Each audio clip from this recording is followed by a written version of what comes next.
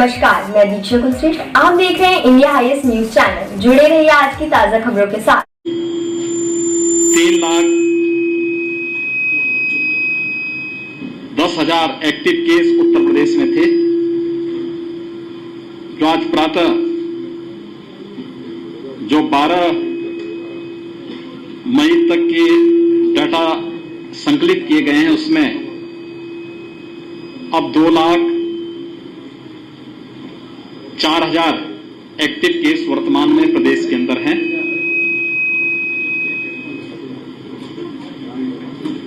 प्रदेश ने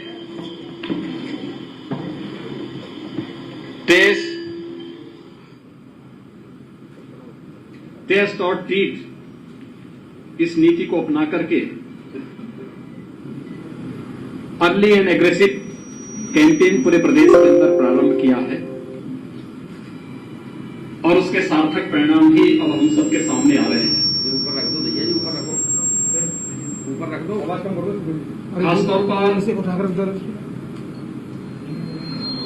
खासतौर पर उत्तर प्रदेश ने, अगर आप देखेंगे टेस्ट के मामले में, अब तक 4,36,00,000 से अधिक टेस्ट प्रदेश ने संपन्न किए हैं, जिसमें वर्तमान में प्रतिदिन हम लोग प्रदेश के अंदर 2.25 लाख से लेकर के 2.5 लाख टेस्ट कर रहे हैं। एक टेस्ट की क्षमता मार्च तक प्रदेश के अंदर 1.25 लाख से 1.5 लाख तक थी।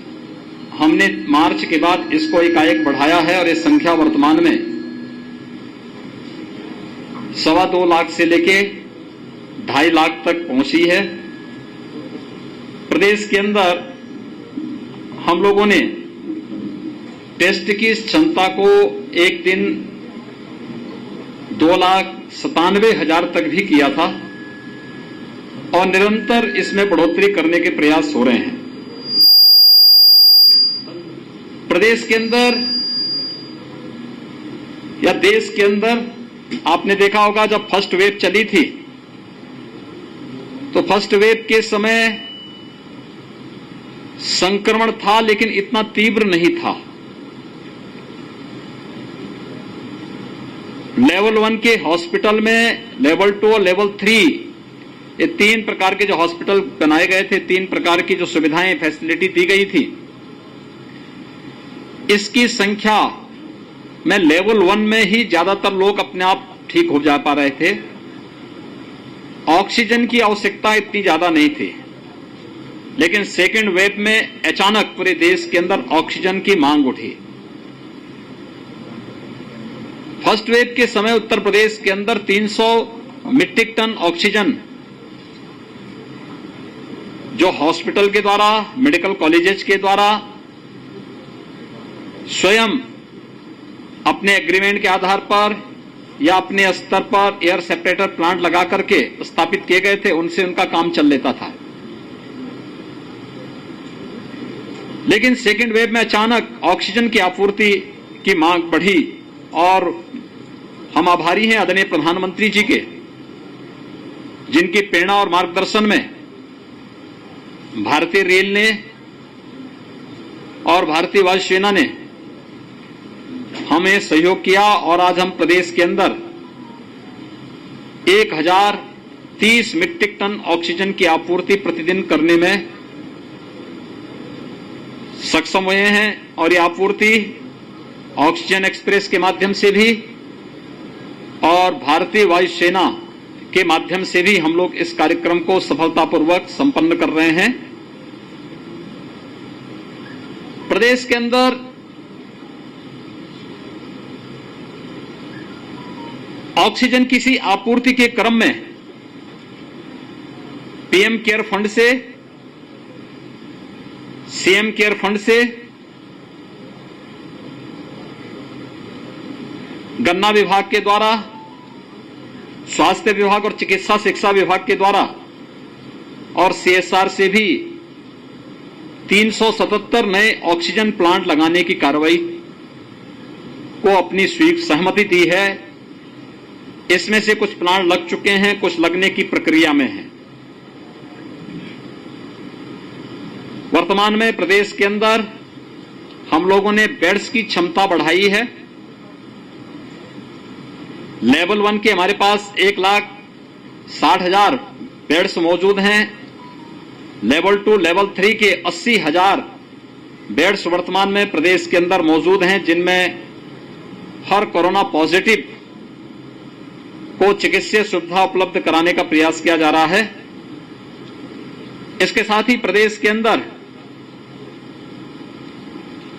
सुरक्षा कवच के लिए टीकाकरण को भी बड़े अभियान के रूप में लिया जा रहा है। 16 जनवरी से जब टीकाकरण का अभियान प्रारंभ हुआ था, पहले चरण में हेल्थ वर्कर्स को टीकाकरण दिए गए। इसके बाद जो फ्रंट लाइनर थे, ऐसे वॉरियर्स को टीकाकरण के साथ जोड़ा गया और फिर एक क्रम आगे बढ़ा। पहले 65 प्लस को, फिर 45 प्लस को इसके साथ जोड़ा गया। अब तक प्रदेश के अंदर 45 प्लस में 1,43,00,000 से अधिक लोगों को टीका दिया जा चुका है। जो भारत सरकार टीका हर व्यक्ति को मुफ्त में उपलब्ध करवा रही है। राज्य के अंदर भी हम लोगों ने 18 प्लस को, 18 से 44 के बीच में टीकाकरण को राज्य सरकार को कराना है। राज्य सरकार बिना भेदभाव के सबको मुफ्त में टीका लगवाने के लिए पूरी तरह प्रतिबद्ध है।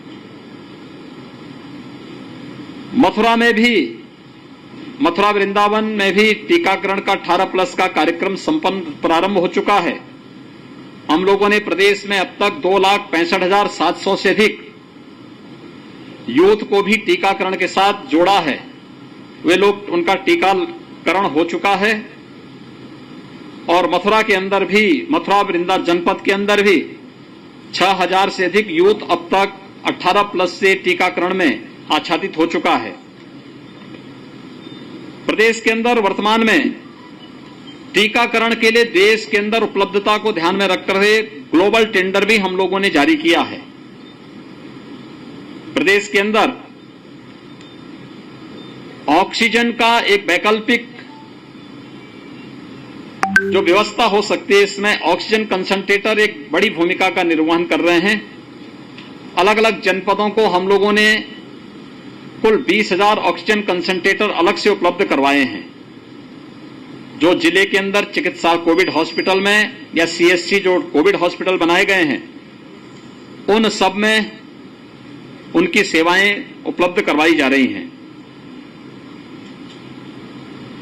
आज मैं यहां पर भगवान श्री कृष्ण की इस पावन भूमि पर आया हूं। मैंने यहां पर अभी यहां के जिला चिकित्सालय का निरीक्षण किया है। कोविड पॉजिटिव से जो लोग पीड़ित थे, उनमें से जो लोग ठीक हुए हैं और बहुत सारे लोगों का उपचार डिस्ट्रिक्ट हॉस्पिटल में चल रहा है, डॉक्टर के ऑब्जर्वेशन में है। मैं उनका भी देख करके वहां से आया हूं। कुछ लक्षण युक्त लोग भी वहां पर आए हैं, उन लोगों को भी ऑब्जर्वेशन में रख करके उनको तत्काल बेड्स उपलब्ध कराने की कार्रवाई चल रही है। जनपद में एक्टिव केस अब कम होने शुरू हुए हैं और पिछले एक सप्ताह में लगभग 600 के आसपास एक्टिव केस यहां पर इस जनपद के अंदर कम हुए हैं। डेली टेस्टिंग क्षमता को बढ़ाने के लिए जनपद प्रशासन को कहा गया है। जो 20% की पॉजिटिविटी रेट थी, उसको निरंतर कम करते हुए 15% तक लाने में सफलता प्राप्त हुई है और यह कार्य निरंतर यहां पर चल रहा है। वर्तमान में 96 वेंटिलेटर, 56 ऑक्सीजन कंसंट्रेटर यहां पर उपलब्ध कराया गया है और बेड्स की क्षमता भी पिछले एक सप्ताह में यहां 100 से अधिक ऑक्सीजन युक्त आइसोलेशन बेड्स यहां पर उपलब्ध कराए गए हैं। 45 प्लस के यहां पर अब तक जो वैक्सीन दिए गए उनमें 1,58,200 से अधिक लोगों को यहां पे 45 प्लस में वैक्सीन दिया गया है और 18 प्लस में 6,000 लोगों को यहां पर अब तक वैक्सीन उपलब्ध कराया गया है। मैं धन्यवाद दूंगा यहाँ के अपने जनप्रतिनिधियों को भी, जिला प्रशासन को भी और उन सभी को जिन्होंने ऑक्सीजन की मांग होने के साथ ही यहां पे ऑक्सीजन प्लांट भी प्रारंभ करने में अपनी मदद की। हम लोगों ने लिक्विड ऑक्सीजन से भी यहां मदद करने की प्रयास किया है और ये यहां पर उपलब्ध कराया जा रहा है। वर्तमान में कुल 11 नए ऑक्सीजन प्लांट यहां पर स्वीकृत किए गए हैं, जिनके माध्यम से आने वाले समय में ऑक्सीजन में आत्मनिर्भरता या किसी भी परिस्थिति का सामना करने में मथुरा जनपद सक्षम होगा और बाहर की निर्भरता पूरी तरह समाप्त होगी।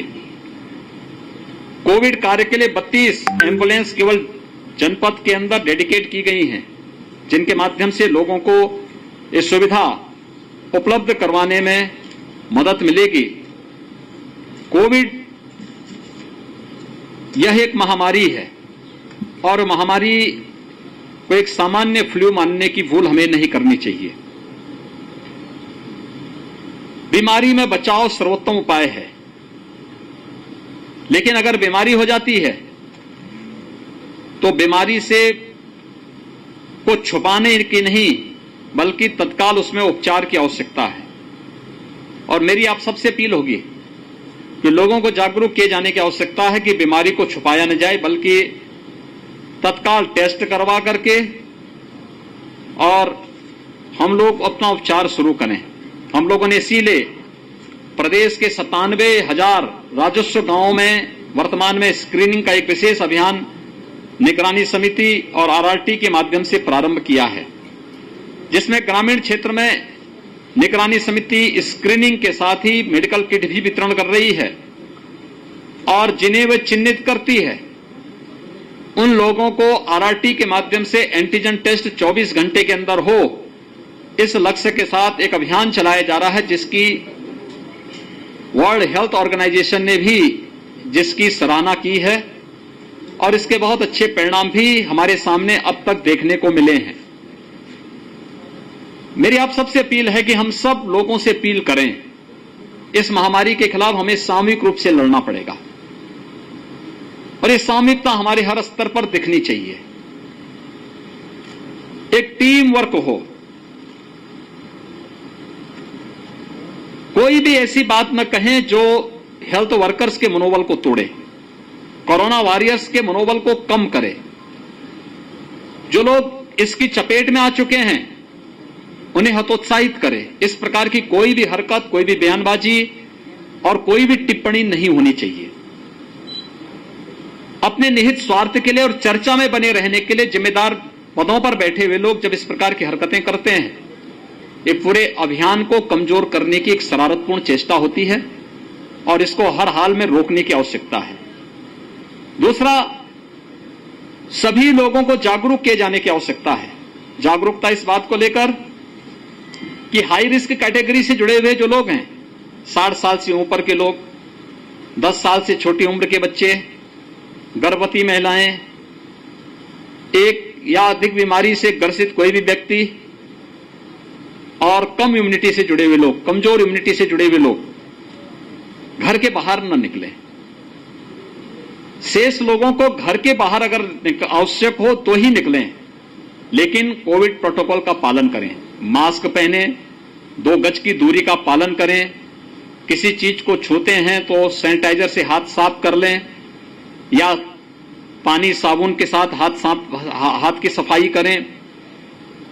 शासन के द्वारा जो व्यवस्था बनाई गई है, मास्क पूरा पहने।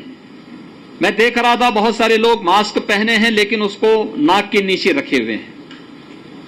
ये मास्क न पहनने के बराबर ही है। मास्क पूरा नाक और मुंह ढका हो। इसके लिए एक अवेयरनेस के विशेष प्रोग्राम कार्यक्रम और अभियान चलाने की आवश्यकता है। केंद्र और राज्य सरकार अपने स्तर पर चला रही है। हमने हजारों स्थानों पर पब्लिक एड्रेस सिस्टम इसी दिशा से लगाए गए हैं, लेकिन अगर मीडिया का इसमें और संबल मिल जाता है तो इसको और सफलतापूर्वक आगे बढ़ाने में मदद मिलेगी।